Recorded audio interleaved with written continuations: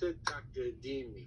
If you do this too slow, I should probably specify, you're going to want to do this where it feels like you're grooving, all right? You don't want to do it so slow that there is no groove. So what I mean is, takita takadimi, takita takadimi, takita takadimi, takita takadimi, takita takadimi, right? If you have a little stopwatch, you can go for about 10 to 20 seconds. If it takes you a couple times to get into the groove, then you might want to go for closer to 20 seconds. If you're kind of catching things pretty quick, yeah, you don't have to kill yourself. Why didn't I do it 4 times or do it 8 times? Because I want you guys to be able to groove it. And sometimes for things like this, since this still is a little bit new, you might have to kind of get it going before it feels like it's going, all right? And so that's why I kind of put more of a timeline rather than how many measures should you groove this, 7/8 phrase for. Does that make sense, guys? What I would want you to do here? And are you allowed to stop in between? Absolutely. Do you have to do this to a metronome? No, you don't. In fact, you might have to start it a little bit slower to kind of bump it up to a tempo where it grooves. So for example, you might have to do, this might be you. Takita takadimi, takita takadimi, takita takadimi, takita. You see what I mean? You might have to start a little slower and bring your tempo up, and you're going to know what I mean when it feels like it's grooving, like 10 seconds of that. That would be kind of cool to hear. I think if you can do that, then you're getting it, and it kind of serves the purpose, right? You can get a whole room of people grooving in any one of these time signatures or any one of these pulse groupings, however you'd want. And how would I reference this as a time signature, by the way? Just so you know, I would think of it as like 7/8 or 8/8 rather than 4/4, 9/8, 11/8. Why? Because the concept of kind of like bouncing these pulses around, for me, kind of feels more like you're playing in some sort of a time signature referencing eighth notes rather than quarter notes. I have a quick question about this. Do you want Adi Tala for all the claps, or do you just want normal claps? For this section here, there is no Adi Tala necessary. Okay. Cool. Great question. So as of now, the only thing that you really have to do Adi Tala for is the very first one. Okay. Another question about that. Do you want the same takite takadimi takite takadimi thing throughout the entire time, or do you want us to vary like takite takite takite takite takadimi takadimi takite?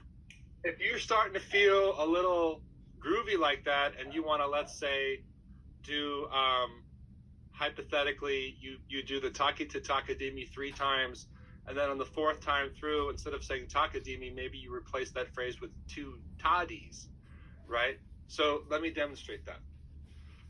Takita takadimi, takita takadimi, takita takadimi, takita tadi tadi takita takadimi, right? Could you do something like that? Yeah, you could. Do you have to? You don't have to. I don't want this to be overwhelming, but if you guys want to take it a little bit further as you're grooving it, just to kind of let me hear how this is making you, kind of like hear your creativity with it, yeah, that's great. And look, that's something that you would want to do with your students if you felt like this was working. 100% yes. So again, the whole purpose of this final, hopefully, is to give you guys a sense of like a study guide, something that you can take with you, something that hopefully you'll have to work on just a little bit to improve your basic sense of things. But then, yeah, you'll have it as a little bit of a roadmap should you feel you need something like this to use. But you still want it to be like 3 and 4, like for sure, right? Like in the first section, it could be like 4 and 3 at different points. I'll tell you what, if you want, I can give you guys some flexibility. If you would rather do 4 and 3, then just state that to me. Let me know. Right? Okay, I was more wondering if you wanted it to be like a consistent like 7/8 kind of groove, or if you wanted us to like just do mixing patterns of the takite and takadimi. So I think you answered my question pretty well. I hope so, yeah. So for the groove for 7, I'd want you to keep it as a group of 7 for sure. Not to think of crossing over the bar line too much, if that's kind of where you're getting at, which, by the way, that's a whole nother way you can bring math and music together. Absolutely. When you think about playing things over the bar line, that really starts to get into the idea of fraction. Anyways, whatever. So I hope that makes sense then, right? So do you get to stop between what you would say for group 7 and group 8? Absolutely. Yeah. What happens if you make a couple mistakes? Look, just do your best. I mean, don't don't phone it in. Please do not like skip any sections of this final because you don't like how you sound. You have to do it, or you're going to lose points for that whole section. All right. I want to make sure that you guys definitely do that. Definitely participate in this final. Don't forget anything. All right. So this was probably the trickiest little part here, and I just wanted to make sense. I demonstrated this to you guys on Monday, but I figured it was best just to put all the directions in front of the compositions rather than try to intersperse it, and then I felt like I was going to just be repeating myself.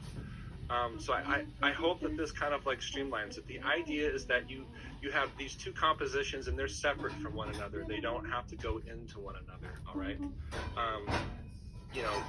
It's basically, in this section here, yeah, there's the idea of using aditala just on the solkatu part. In fact, I'm going to put that in there. And really, it's just to kind of get you guys going. I should say this. Basically, each of these compositions are kind of like built around the concept of aditala, like 2 cycles of aditala. That's just so you guys know. All right. So then the idea for like, you're going to say each one of these compositions 4 times through. But the idea is that the first time through, you only say solkatu, and then you're going to play through these 3 instruments: your tambourine, your sticks, and your shaker.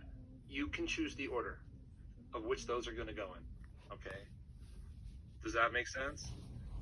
So the idea is that you say it one time with just solkatu, and then let's say for me, my order is shaker, tambourine, and sticks. So then the second time I go through composition 1, I'm going to play it with my shaker.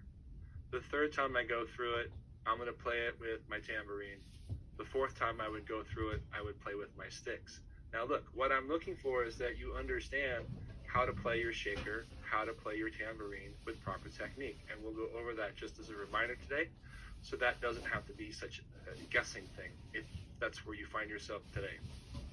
Sticks, simple. You're just going to go right and left with these patterns. What if I can do something more fancy? Then do something more fancy. But I'm only asking you guys to be able to go right and left primarily, okay? Does that make sense? Right? So how do you pick up these other instruments, and how do you put one down? Well, there's a breathing section.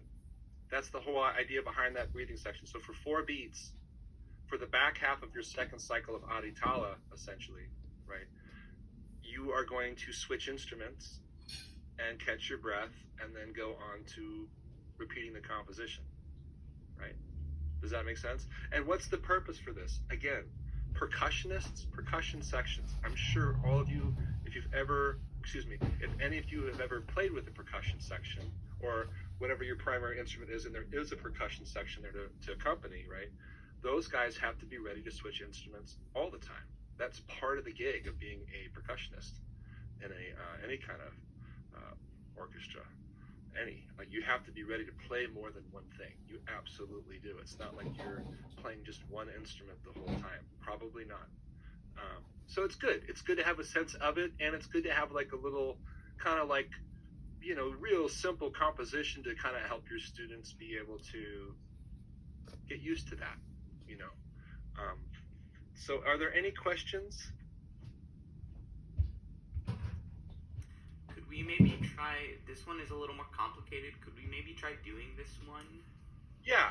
I'll tell you what, let me, is it okay if I stop sharing the screen so you guys can see me a little bit better? Okay, let's do that. Okay, and then, okay, let me grab my stuff really fast.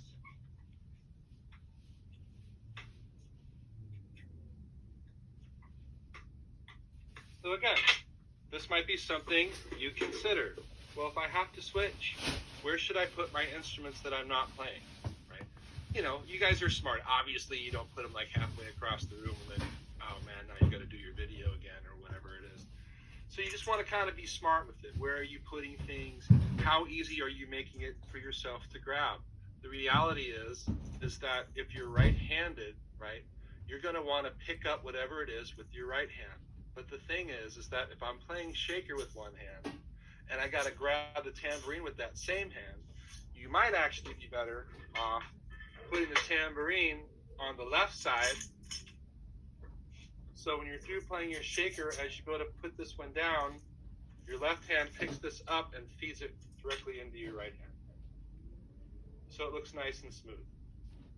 That won't get you any, like, I'm not going to take away points or anything like that, but that's just like, that's kind of like taking the idea of switching instruments to a little bit of the next level. Okay? Yeah, it doesn't take much. You guys are all smart enough to know how to put things down and pick something up. But there is a little bit of, there's a little bit of artistry into it too, if you can. So for me, that's kind of like what I'm going to do.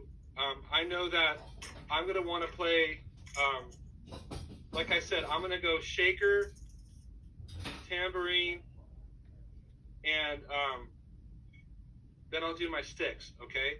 So I'm just going to put my sticks right here for now in my pocket, so when I'm ready to play, I can take out my sticks. All right, it's up to you. You can put them wherever you want, but the idea is to think about what's going to be easiest to grab. I'm just going to go ahead and put my shaker. I'm going to put my tambourine on top of my practice pad, and then I'll just keep my shaker kind of just off to the side right here. So I'm ready to go. So if it's going to be, I kind of get this going, and I start doing the solcatu first. The first time around, if you can do aditala, that would be great. I know that during the breathe section, you have to pick things up. So that last, in the second section, you don't have to do the wave. And once you kind of get into playing with the instruments, you don't have to keep track of aditala any longer, all right?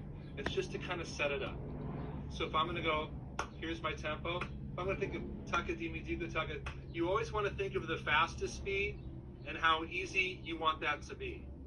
So when you're practicing this, set your fast speed first. Set the 16th note tempo first. Taka dimi diku taka, taka dimi diku taka. Okay, I can say it. That's comfortable for me to say. Now let me go. Now let's see what that does to my tadi phrase. All right, tadi is easy to say quick, so it's easy to accidentally set the tempo too fast for you to be able to play with the other instruments. Okay, so if I'm going to think of like taka dimi diku taka. Okay, so if it's going to be tadi, tadi, tadi, tadi, taka dimi, taka dimi, taka dimi, taka dimi. Taka dimi diku taka, taka dimi diku taka, taka dimi diku taka, taka dimi diku taka ta. 6, 7, 8, and ta, di, ta, di, ta, di, ta, di, taka dimi, taka dimi, taka dimi, taka dimi, taka dimi diku taka, taka dimi diku taka, taka dimi diku taka ta. 6, 7, 8, ta, di, ta, di, ta, di, dimi, taka dimi, taka dimi, taka dimi, taka dimi, diku taka, taka dimi, diku taka, taka diku taka, taka dimi, diku taka ta. 6, 7, 8, and ta, di, ta, di, ta, di, ta, di, taka dimi, taka dimi, taka dimi, taka dimi, taka dimi. 6, 7, 8. Right? So, and you guys, just to say, and it's probably something that you don't even have to think about anymore for your own primary instruments when you're performing anything, but you're going to feel a sense of relief when you've gotten through everything, all right? But what you don't want to do is noticeably take a break, like the piece is over, but there's still 4 beats of rest left. You know what I mean? So just be careful. Don't go, okay, takadimi, if this is your last thing you're playing, your third instrument. Takadimi dika taka, takadimi dika taka, takadimi dika taka, takadimi dika taka ta. You know, you want to try to maintain a sense of decorum for those final 4 beats. All right. I'm just saying that because, again, by the time you get through this, you actually might really feel a sense of relief, especially if you have to try taking the video a couple of times. Sorry, I don't mean to laugh, but I do know how it can be because I've been in a similar situation. Does that help what to do there? Absolutely. That was like going from like I don't understand really to like I completely like could nail it right now. Like that helps a lot. And going through it this way, do my directions kind of make sense too? Does it make a little bit more sense in terms of how I'm trying to bullet point the thoughts of what's going into this? It was one of those things where when I saw it at first, I was like, I don't understand what this means. But the second that you talked me through it, I was like, oh, that, of course, you know. It was one of those things where I like had some questions and then I like reread it after you explained it, and I was like, oh, this makes perfect sense, you know. Okay, good. I just don't want to, you know, I'm not trying to make my own Eric Hartwell version of the English language, and I can't. I want you guys to feel good about it. Okay, so is it all right? Could I, guys, can we kind of just keep moving through? Is that okay? You're sure? Okay, then let's go ahead and do that. Let me just make sure. Okay.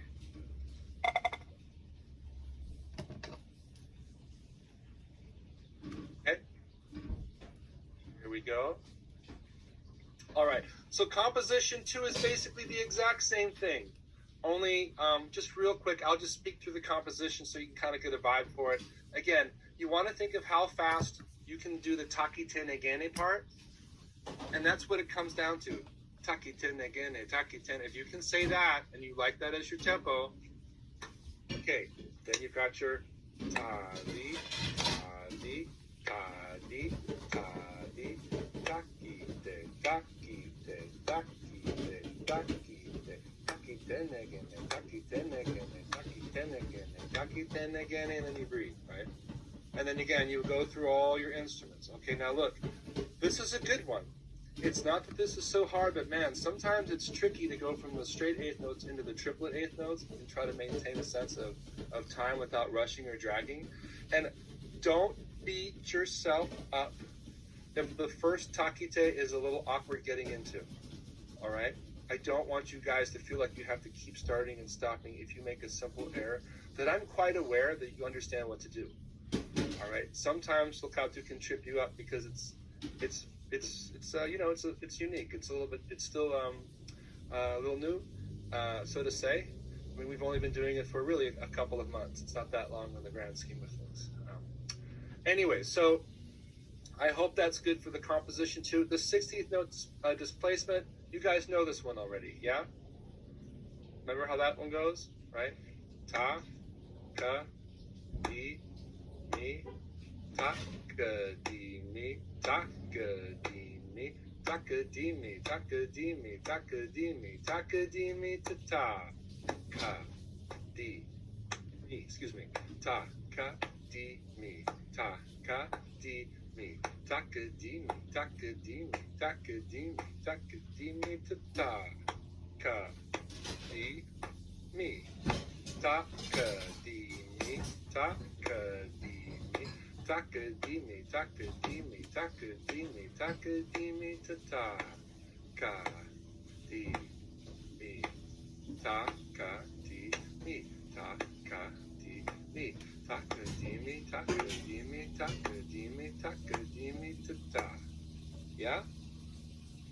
That's perfect. Do it just like that. You'll pass this class, no problem. I'm only joking. But you can see, you don't have to do this fast. You just want to, again, do your best. What happens if you get through the first three phases of it and that last time through things get a little haywire? Do your best. Okay, again, this might be the trickiest of all of them to kind of do because it really does matter if you make a little mistake along the way. But if you can, see if you can correct yourself. You know, just do your best, all right? Pyro Bowl, we've done it a bunch. I think everybody knows. You know, you're just going to go through Pyro Bowl. I would highly recommend when you're doing Pyro Bowl, and I'll make a note here on it today, you want to use that Teental if you can, all right? Remember, here, let me stop sharing my screen really quick. Okay, Teental. You count with one hand. There's no clapping on this one. Your thumb is the counter. You have 4 beats per finger. This can be very helpful. Ta, din, taki, ta, ta, din, ta, din, tak. You can keep track of yourself where you're at in the music. It can be super helpful. All right. Do you have to do Teental? No. You don't. You may just want to do something to kind of keep a beat for yourself. All right. But if you're good with doing it to the metronome, I would really recommend adding Tintal to it, because again, the idea of keeping track of where you're at in the music, and to be able to fully do it a way and your mouth can do everything else, it's a really good skill to have, and it can be very helpful as you try to figure out longer phrases for yourself, even on your primary instruments. Like, it's super subtle to do. No one will even know what you're doing unless they're familiar with people keeping tall. But this is a really great way to help improve your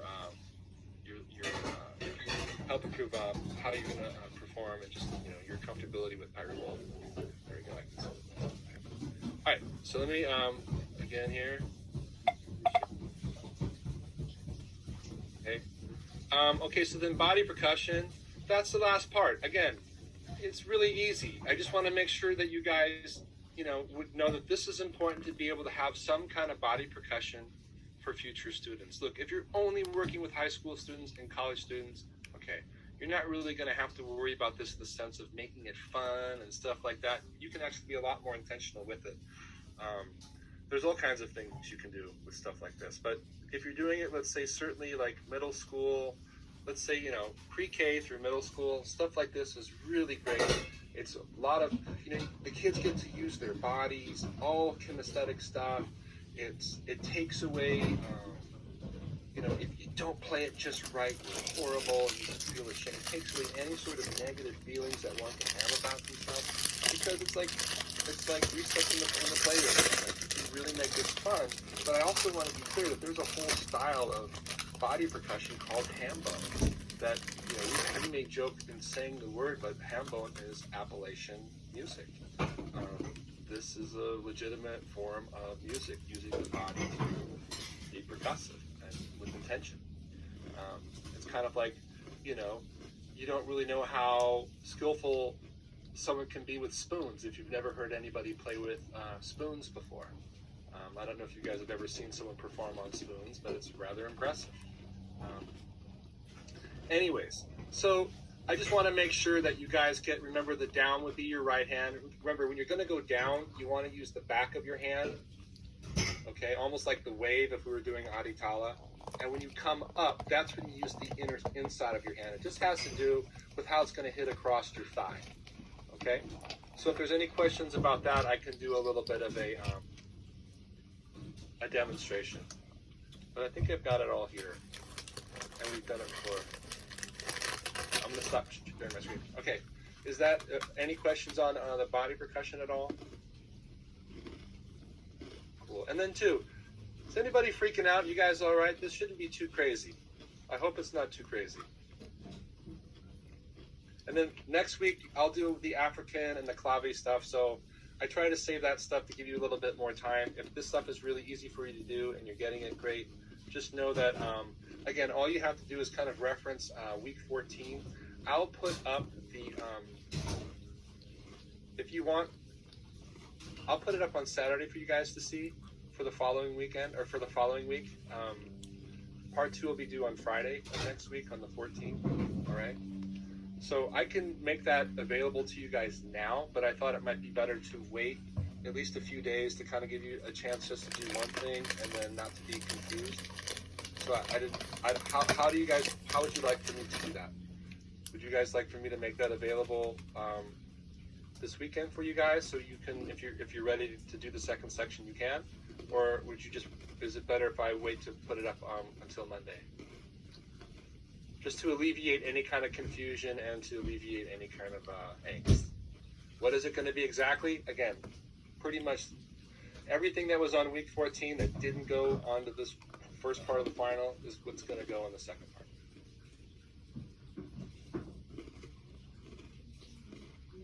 I think can I see this?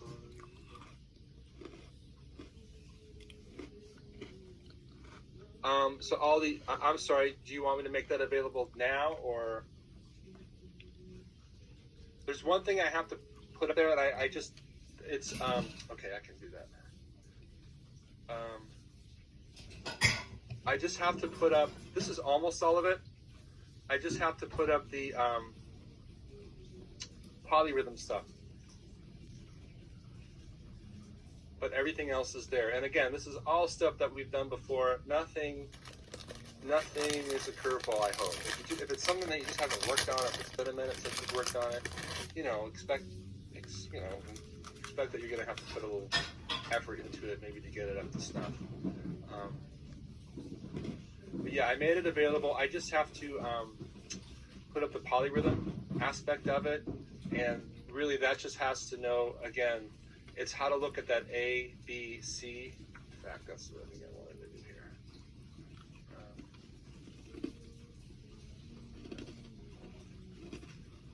Sorry, here there was.